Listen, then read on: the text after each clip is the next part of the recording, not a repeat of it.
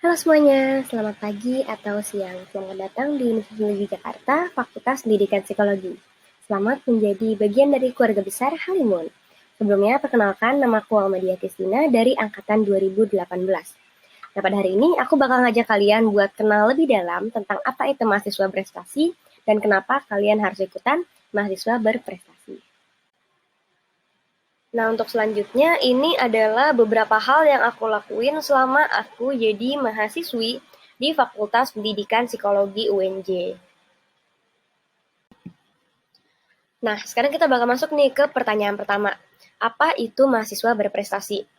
Kalau berdasarkan pedoman dari seleksi Mapres Nasional, mahasiswa berprestasi adalah mahasiswa yang berhasil mencapai prestasi tinggi, mampu berbahasa menggunakan bahasa Indonesia ataupun bahasa asing dengan baik, dan juga mampu untuk bersikap positif.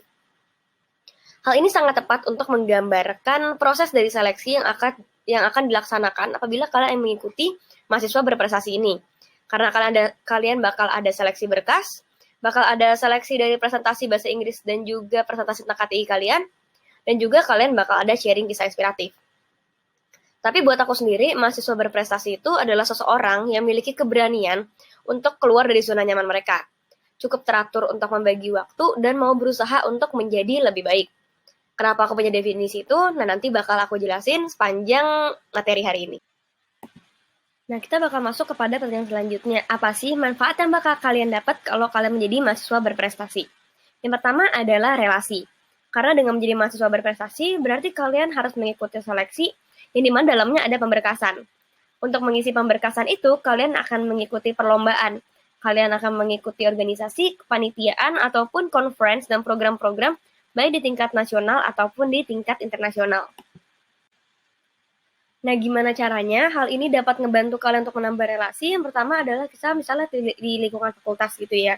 Kalian ikut kepanitiaan di fakultas ataupun ikut organisasi di fakultas. Maka hal itu akan ngebantu kalian untuk tahu lebih dalam tentang hal itu sendiri, dari mulai mata kuliah harus kalian ambil, ataupun teknik-teknik agar kalian lebih optimal dalam perkuliahan kalian. Nah, tapi nggak cuma nyampe di fakultas, karena masih banyak lingkup yang bakal lebih gede lagi buat relasi kalian yang dapat kalian ambil. Yang kedua adalah di tingkat universitas, karena ketika kalian mewakili fakultas untuk masuk ke universitas, maka kalian akan otomatis tergabung menjadi Forum Mahasiswa Berprestasi UNJ. Dan di situ kalian akan tergabung dengan seluruh perwakilan dari fakultas-fakultas di Universitas Negeri Jakarta. Dan di situ kalian tidak cuma jadi organisasi, tapi kalian bakal jadi keluarga baru. Karena kalian bakal banyak banget sharing-sharing dan bakal banyak banget bikin proker-proker buat adik tingkat kalian dan regenerasi terhadap mahasiswa berprestasi selanjutnya. Nah, mungkin salah satu benefit yang kalian cuma bisa dapetin kalau kalian ikut mahasiswa berprestasi adalah kalian bakal dapet relasi di tingkat nasional dan internasional. Di tingkat nasional contohnya adalah yang aku jalanin adalah aku ikut lomba debat psikologi di Picasso di Semarang. Nah, di situ kita disediain hotel dan satu kamar kita itu udah di-arrange agar kita itu satu kamar sama orang-orang dari universitas lain. Contohnya kalau waktu itu tuh aku satu kamar sama anak dari UGM sama dari Sanata Dharma. Dan di situ selain itu sebagian besar lomba-lomba di bidang psikologi itu biasanya mereka tuh menyediakan bonding session karena mereka nggak pengen kalau lomba mereka tuh cuma jadi lomba aja. Jadi mereka itu pengennya lomba-lomba yang diadakan di bidang psikologi ini bisa menjadi satu komunitas baru bagi mahasiswa-mahasiswa psikologi ini. Dan ini tuh berhasil banget karena pada saat aku lomba itu kita ada bonding session di hari pertama, kita roommate kita juga anak-anak dari universitas lain, dan juga mereka ngadain city tour setelah kita lomba. Jadi di situ kita bakal jalan-jalan sama mahasiswa-mahasiswa lain dari kampus-kampus lain. Nah, itu tuh sangat amat ngebantu buat relasi kalian karena sebagian besar orang-orang yang aku ketemu lomba waktu di Semarang itu, aku nggak ketemu situ doang karena aku bakal ketemu di lomba lain. Contohnya roommate aku di Sanata Dharma itu aku ketemu lagi di lomba Unpad. Terus waktu aku di Unpad itu aku kenalan sama anak Atma Jaya, aku ketemu lagi di lomba UPH. Jadi relasi itu bakal terus berjalan dan bakal terus berkembang di antara mahasiswa-mahasiswa psikologi di seluruh Indonesia ini. Nah, selanjutnya kita bakal masuk ke skala internasional dan ini salah satu benefit yang eksklusif kalau kalian ikut mahasiswa berprestasi. Kenapa? Karena pada saat kalian isi pemberkasan, program internasional itu merupakan salah satu program yang memiliki nilai terbesar dan kalian bakal berusaha buat ngejar itu dan pemberkasan mahasiswa berprestasi ini bakal jadi salah satu dorongan kalian untuk ikut program tersebut. Dalam ceritanya aku di Asian Young Leaders Program ini aku partially funded, aku bayar pesawat ke Singapura, dan di sana itu hampir semuanya udah di-arrange sama mereka. Salah satunya adalah dorm tempat aku nginep selama 3 hari.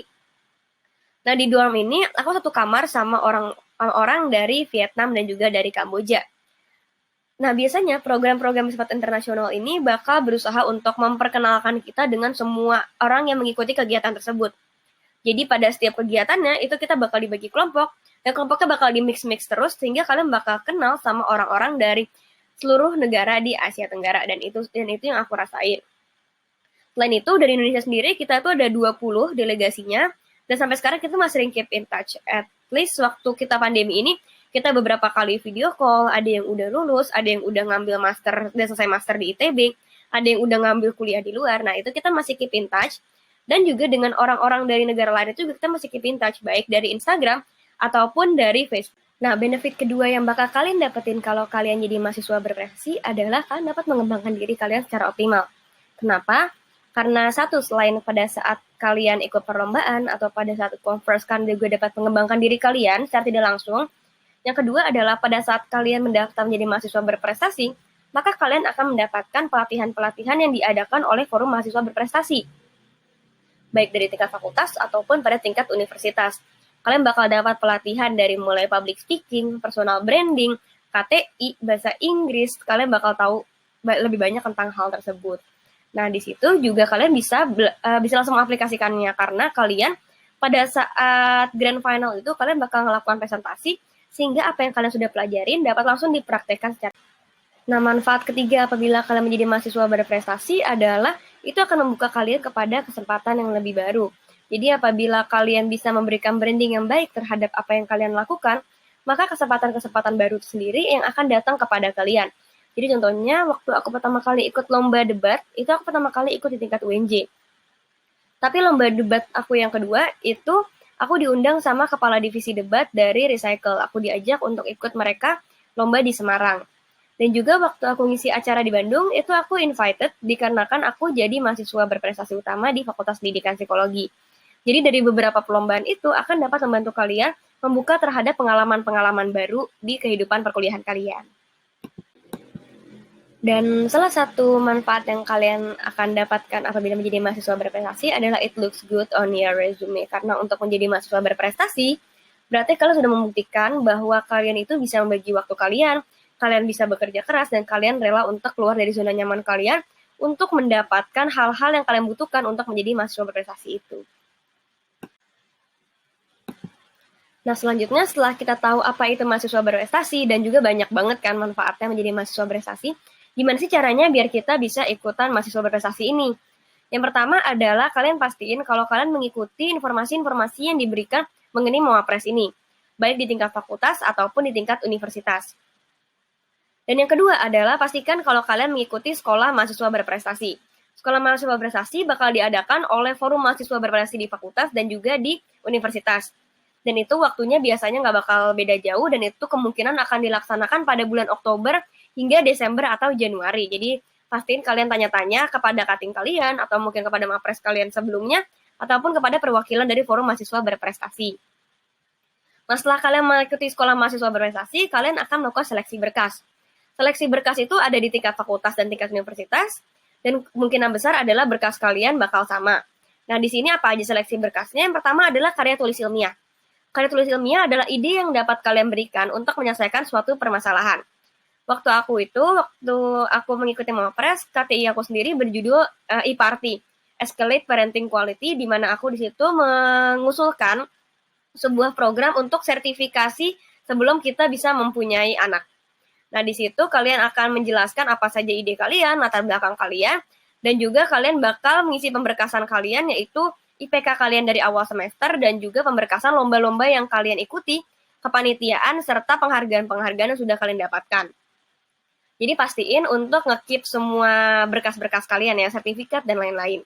Nah, yang terakhir adalah grand final mahasiswa berprestasi. Jadi setelah ada seleksi berkas, akan diadakan 2 hari, sekitar 1 atau 2 hari, untuk kalian melaksanakan grand final. Grand final bakal ngapain aja? Kalian bakal ada presentasi KTI, kalian bakal ada impromptu speech dengan bahasa Inggris, dan juga ada penjelasan cerita tentang kisah inspiratif.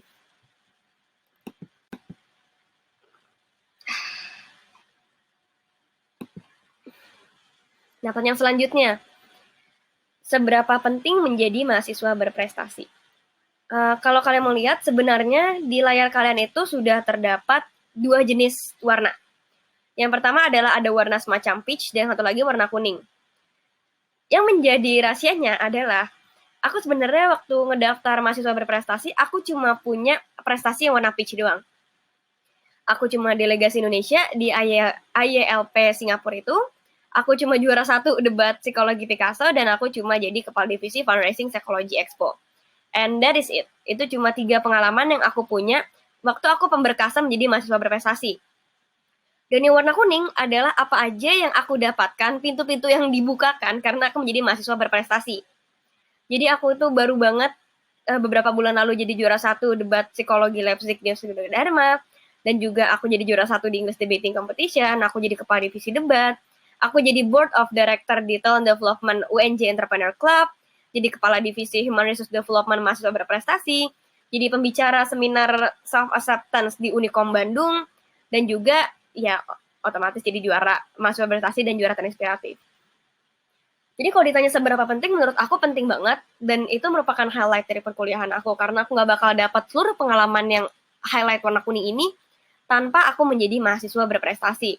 Ini yang aku bilang tadi, kalau kalian itu udah jadi mahasiswa berprestasi, maka akan lebih banyak pintu yang dibukakan untuk kalian mencari pengalaman, dan juga untuk menjadi bekal-bekal kalian ke depannya. Nah, seberapa penting? Jadi jawabannya adalah penting banget.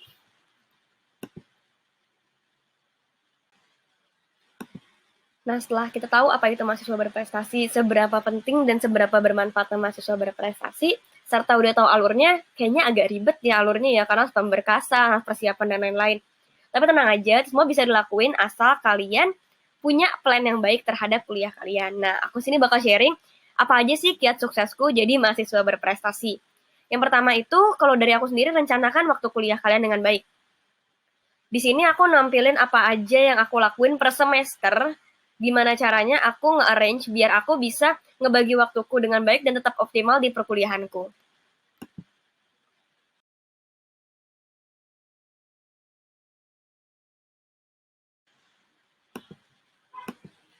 Setelah kalian bisa ngebagi waktu perkuliahan kalian yang baik, dan selanjutnya adalah masih ngebagi waktu lagi, tapi sekarang lebih rinci.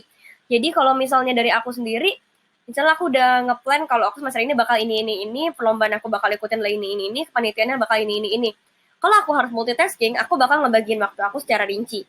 Aku bakal ngebagi waktu aku down to hours. Jadi kayak, kalau dulu waktu aku, misalnya kayak sekarang WFH gitu ya, nah itu aku bakal ngebagiin, aku bangun jam 8 dan sampai jam 9 itu aku bakal ngecek email, aku bakal ngerjain kerjaan apa, jam 9 sampai jam 10 aku bakal meeting, jam 10 sampai jam 11 aku bakal istirahat, 11 sampai 12 aku bakal makan. Aku benar-benar ngebagi waktu aku down to hours buat mastiin kalau nggak ada yang miss. Dan buat mastiin juga kalau aku sempat buat istirahat. Which will take me to my third point. My third point, kalau kalian mau sukses menjadi mahasiswa berprestasi, adalah always plan your break. Either it is a small nap time atau one whole weekend. But always plan your break. Setelah kalian sudah menentukan fokus kalian, tinggal gimana caranya kalian mengoptimalkan fokus kalian tersebut.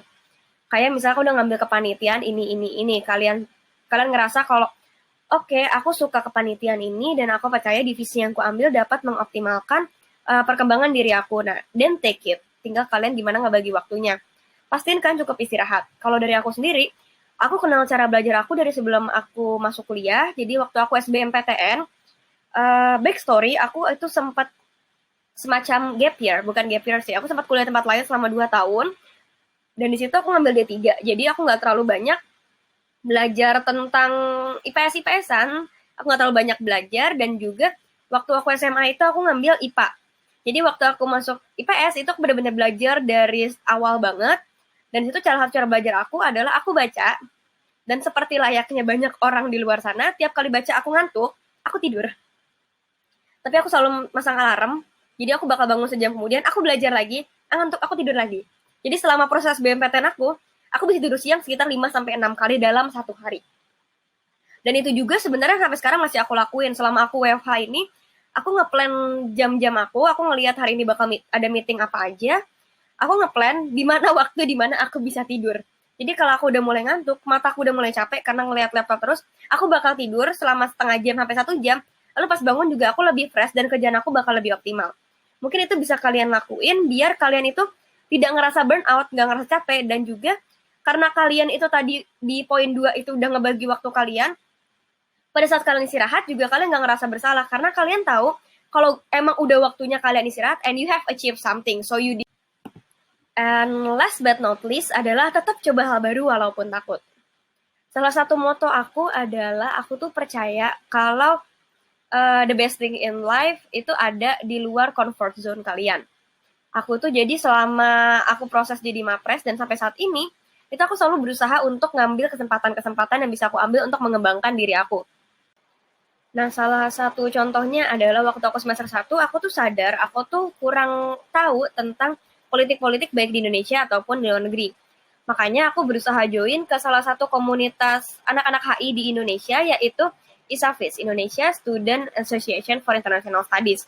Tujuan aku adalah biar aku dipaksa untuk belajar tentang HI itu. Di ISAFIS itu juga lumayan sulit, karena aku sendiri sadar kalau aku tuh bener-bener kosong banget masalah politik, tapi aku pengen belajar banget, dan salah satunya adalah dengan cara memaksakan diriku berada di lingkungan HI itu. Dan itu gak gampang. Selama 1 tahun itu aku tiap kali mau berangkat ke headquarters, mau meeting, mau ngisi acara di sana, itu aku pasti butuh waktu sekitar setengah jam atau 1 jam buat yakinin diriku kalau I need to develop myself. Aku butuh ngembangin diri aku.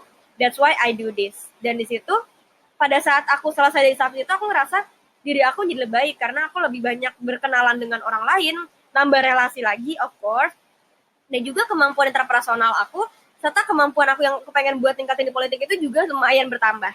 Atau contoh lainnya, kalau di aku sendiri, aku tuh introvert, tapi aku tuh selalu berusaha buat kenalan sama orang lain, simply karena aku percaya kalau orang lain itu punya cerita yang bisa kita pelajarin.